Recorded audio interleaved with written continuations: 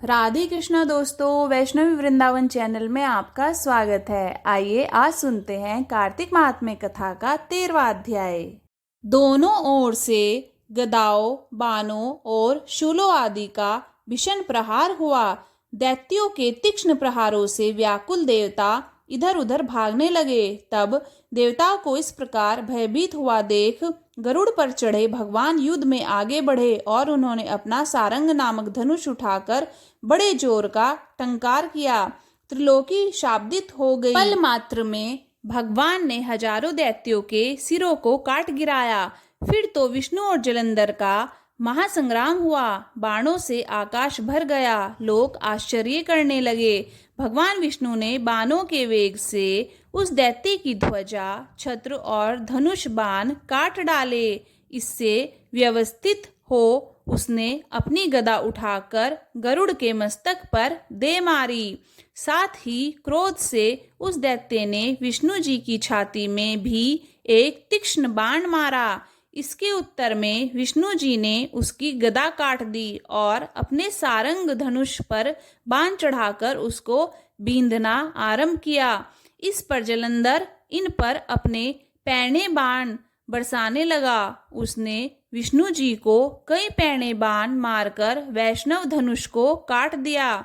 धनुष cut जाने पर भगवान ने गदा ग्रहण कर ली और शीघ्र ही जलंधर को खींचकर मारी, परंतु उस अग्निवत अमोद गदा की मार से भी वह दैत्य कुछ भी चलायमान न हुआ। उसने एक अग्निमुख त्रिशूल उठाकर भगवान विष्णु पर छोड़ दिया। विष्णु जी ने शिव के चरणों का स्मरण कर नंदन नामक त्रिशूल से उसके त्रिशूल को छेद दिया। जलंधर ने झपटकर विष्णु जी की छाती पर एक जोर का मुष्टिक मारा। उसके उत्तर में भगवान विष्णु ने भी उसकी छाती पर अपनी एक मुष्टि का प्रहार किया। फिर दोनों घुटने टेक बाहुओं और मुष्टिकों से बाहु युद्ध करने लगे। कितनी ही देर तक भगवान उसके साथ युद्ध करते रहे। तब सर्वश्रेष्ठ मायावी भगवान उस दैत्यराज से मेदवानी में बोले, रे रण दुर्दम दैत्य श्रेष्ठ, तू धन्य है जो इस महायुद्ध में इन बड़े बड़े आयुधों से भी भयभीत न हुआ। तेरे इस युद्ध से मैं प्रसन्न हूँ। तू जो चाहे वर मांग।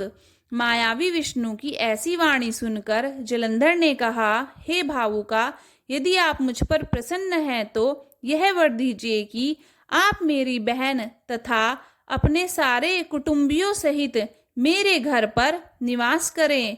नारद जी बोले, ऐसे वचन सुनकर विष्णु जी को खेद तो हुआ, किंतु उसी क्षण देवेश ने तथास्तु कह दिया। अब विष्णु जी सब देवताओं के साथ जलंधरपुर में जाकर निवास करने लगे। जलंधर अपनी बहन लक्ष्मी और देवताओं सहित विष्णु को वहां पाकर बड़ा प्रसन्न हुआ। फिर तो देवताओं के पास जो भी रत्नादि थे सबको ले जलंधर पृथ्वी पर आया। निशुंभ को पाताल में स्थापित कर दिया और देव, दानव, यक्ष, गंधर्व, सिद्ध, सर्प, राक्षस, मनुष्य आदि सबको अपना वंशव्रती बना त्रिभुवन पर शासन करने लगा। उसने धर्मानुसार सुपुत्रों के समान प्रजा का पालन किया। उसके धर्म राज्य में सभी सुखी थे। दोस्तों, ये था कार्तिक महात्म्य कथा का 13वां अध्याय। अगर आपको यह वीडियो अच्छी लगी तो वीडियो को लाइक कीजिए, चैनल को सब्सक्राइब कीजिए और कमेंट बॉक्स में लक्ष्मी नारायण लिखिए। जय श्री लक्ष्मी नारायण।